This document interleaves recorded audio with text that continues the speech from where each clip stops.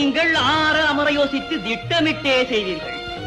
எதை சொல்கிறாய்? இரணியனுக்கு எந்த மனிதனாலும் மிருகத்தாலும் மரணம் இல்லை என்பதை உணர்ந்து இரண்டுமே இல்லாத நரசிம்மம் என்றொரு புது பிறவியை எடுத்து அவன் ரத்தத்தை குடித்து உமது பக்தன் பிரகலாதனை காப்பாற்றவில்லையா? மைந்தா, அவர் புதிதாக பிறவி எடுத்தாரே தவிர உன்னை போல் பூமியில் இறப்பை எல்லாம் தடுத்து நிறுத்தவில்லையே. அந்த வகையில் பார்த்தால் எனக்கு தாங்கள் தான் குரு தந்தையே. என்ன சொல்கிறாய்? உமது பக்தன் மார்க்கண்டையனை காப்பாற்ற காலனை காலால் எட்டி வைத்துக் கொண்டீரே, அப்போது பூமியில் இறப்பே இல்லாமல் போகவில்லையா? நான் அப்படியா செய்தேன்? மைந்தா, சர்வேஸ்வரனை எதிர்த்து பேசுகிறார். எதிர்த்து பேசவில்லை தாயே, உண்மையை எடுத்துச் சொல்லுகிறேன்.